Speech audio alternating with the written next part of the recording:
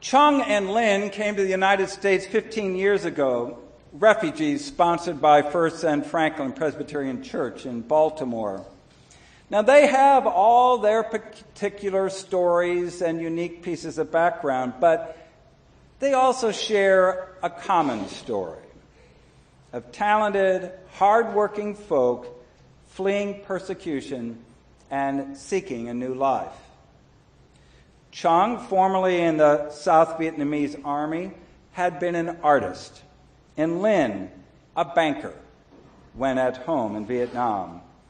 During these years in the States, he's been a church caretaker, and yes, falling into stereotypes, she's been doing nails. And their two kids, college grads, dental school, doing quite well. It's like planting an olive tree.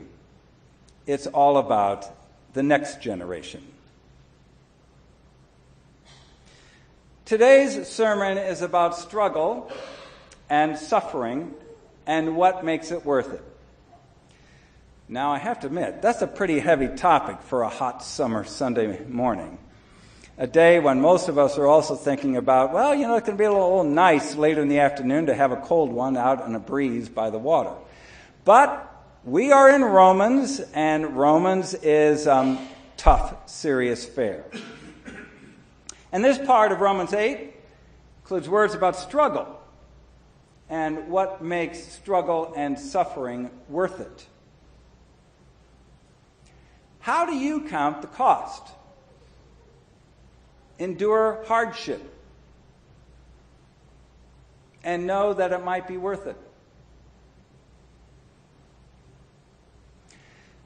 A friend said to me this week that she was in a lot of pain, physical pain, but she knew that she would recover from the surgery, life would be better, and so it's worth it. She could endure the immediate. Many women speak of labor pains as being nearly unbearable, except for then the reality of a new child. The pain and suffering have meaning and are endured, never forgotten, but tempered by the joy of life. Paul writes in such words of struggle and suffering. He even uses the image of labor pains, of all creation groaning in travail, waiting for redemption. It's one of these days where the good news is bad news as well. It often comes twofold. In the way that every week at the prayer of confession, we rejoice that God is gracious and kind and forgives us. But that implies that there are some things in life that need forgiving. Bad news and good news. The bad news of Paul's words today is that struggle and suffering just come with the territory. And yet, there is more. As he wrote in Romans, I consider that the sufferings of this present time are not worth comparing with the glory about to be revealed to us. Struggle? Yes. Suffering? Certainly. Yet, there is more. Our troubles are not the last word. God has the final say, a God who is gracious and kind, slow to anger, and abounding in steadfast love. We know this because Paul reminds us that we aren't just robots or subjects. We are children, heirs with Christ before God. What with the scripture of the week, I've been thinking about a lot of folks that I know who have been through struggle and have come through it on the other side.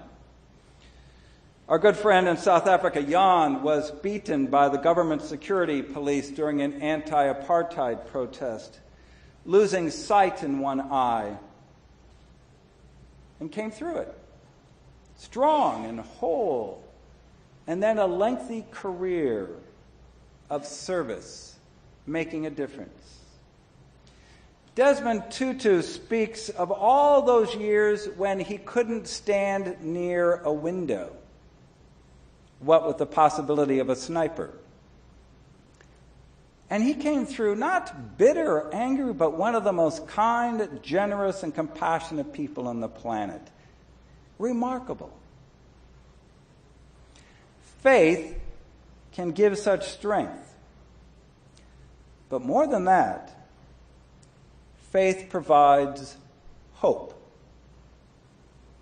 And faith can give the tools to confront struggle and suffering. Rabbi Jonathan Sacks is a brilliant commentator on matters of religion and culture, and he speaks about the loss of faith in the Western world these days and its impact on day-to-day life. He's a Brit and has experienced firsthand the rapid decline of religious participation so prevalent throughout Europe. And he connects the dots this way. The loss of religion results in a declining birth rate and a loss of community. The data supports this.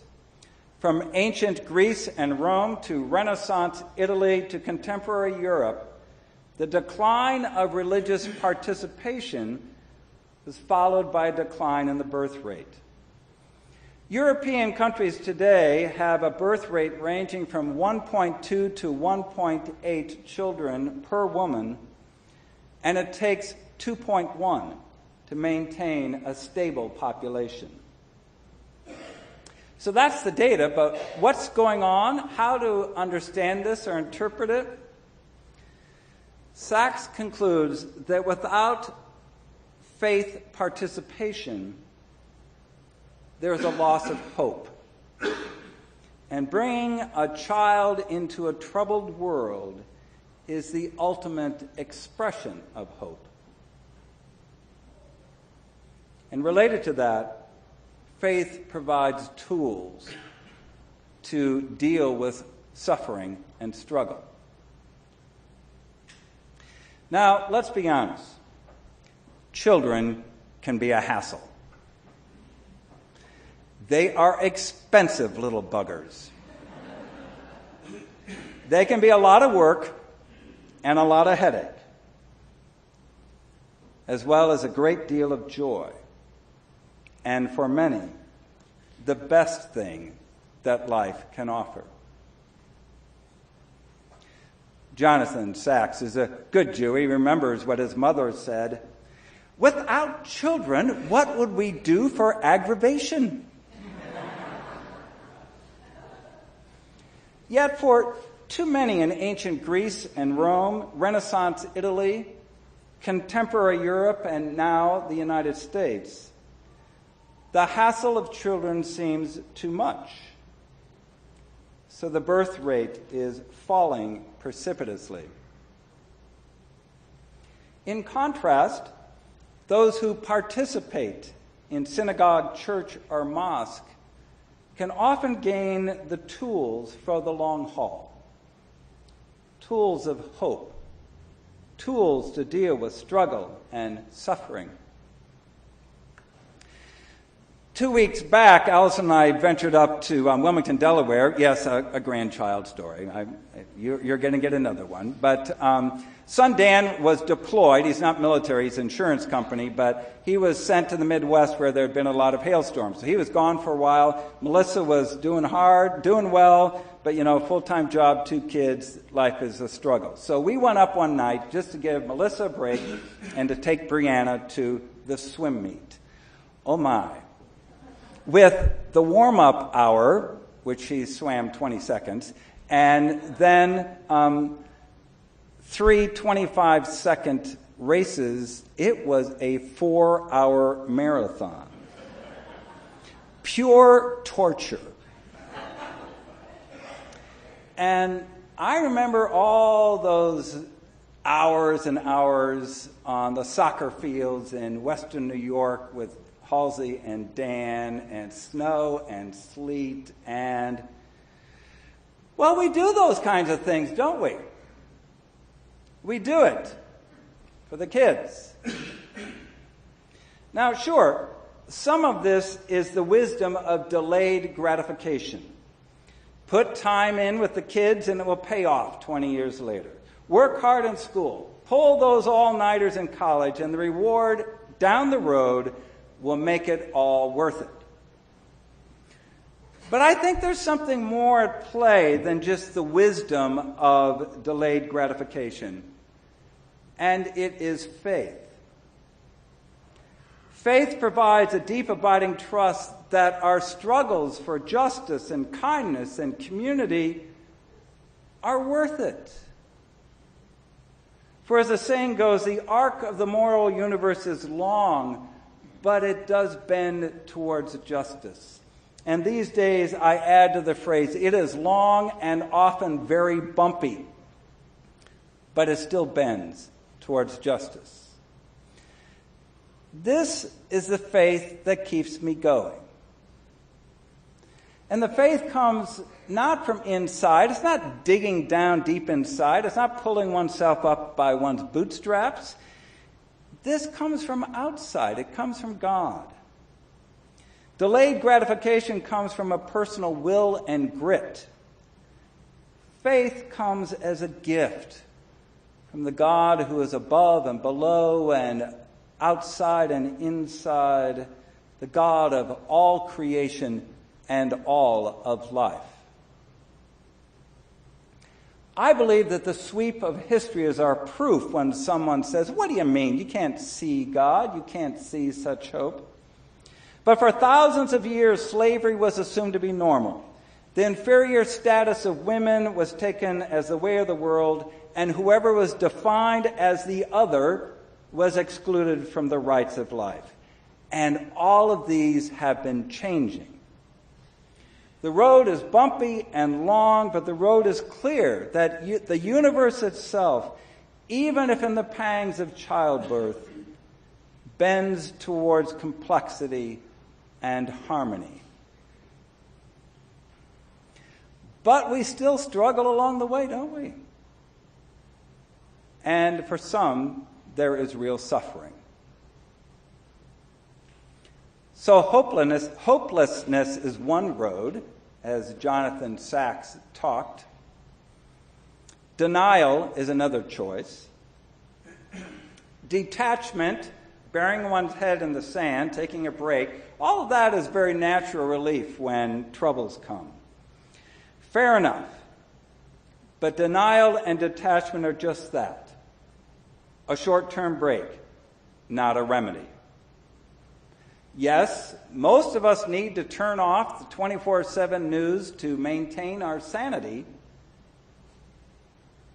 But then we return to the trenches to support the weak, be advocates for the poor, care for creation, and demand accountability of government, wading into the mess of the rule and law and checks and balances of the democratic process. The only good thing about the current chaos of our federal government is that it's serving as a wake-up call. And waking up we are. Countless grassroots groups around the country, even like our own FPC Action, are coming into being. But denial is so tempting. In that classic novel, The Unbearable Lightness of Being, the Czech-French writer Milan Kundera explores the pull of lightness, detachment. Not engaged, not caring, not protesting, just a detached lightness of being. He wrote it as a Czech dissident in 1975. Detached, just being light. And it becomes unbearable, for it is not living. It is the walking dead of people under a totalitarian government. It is the walking death of sex without passion or love. It is the death march of human encounter without soul. Such detachment, such detached lightness is tempting, but it becomes unbearable.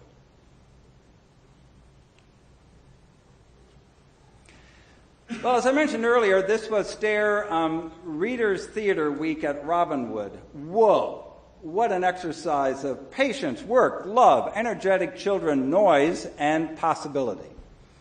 I tip my hat off to Linda and Russ and Jacob right there and the team of volunteers who spent the week rolling around with this group of kids.